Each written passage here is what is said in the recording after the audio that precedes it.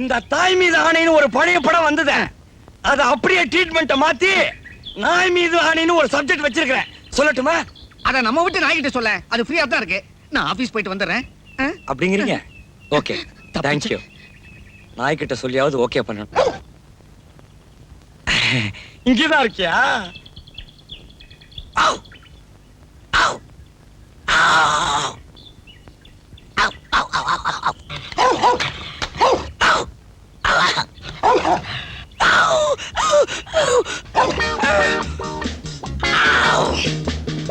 Director sir, நீங்க தான் எனக்கு எப்பயாவது ஆதரவு கொடுக்கணும்.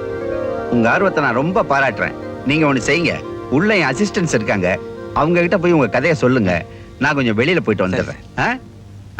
ரொம்ப நன்றிங்க சார்.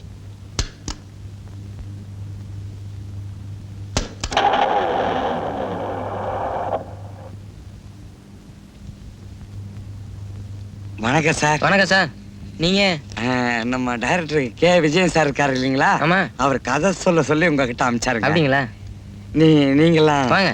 இவர் மிஸ்டர் மனோகர். வணக்கம் சார். இவர் மிஸ்டர் பார்த்தசாரதி. இவர் மிஸ்டர் வரதராஜ். வணக்கம் சார். உங்க பேரை சொல்லவே இல்லையே. என் பேர் ரொம்ப பெருசுங்க. அதங்கெல்லாம் செல்லமா பரமக்குடி, காந்தி சாலை, KS அதியமான், நெடுமானஞ்சின்னு சுருக்கமா சொல்லுவாங்க. இதுவே 200 அடி வரும் போல இருக்க. சரி, உட்காந்து கதையை சொல்லுங்க. வேணாங்க, எனக்கு நின்னுகிட்டே சொன்னாதான் பிடிக்கும். நீங்க உட்காருங்க, நான் சொல்றேன். டைட்டில் இருந்து ஆரம்பிக்கிறேன்.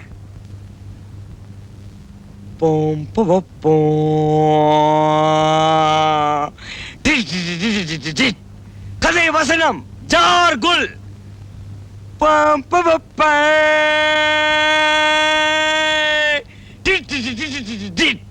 திரைக்கதை டைரக்ஷன் கே விஜயன்.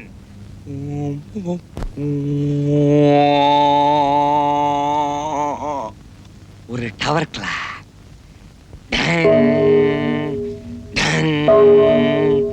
சின்ன முள்ளு 11 இருக்கு, பெரிய முள்ளு 12 இருக்கு, மணி 11.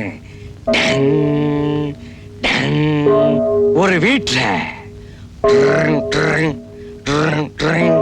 போன் பெல் அடிக்குது.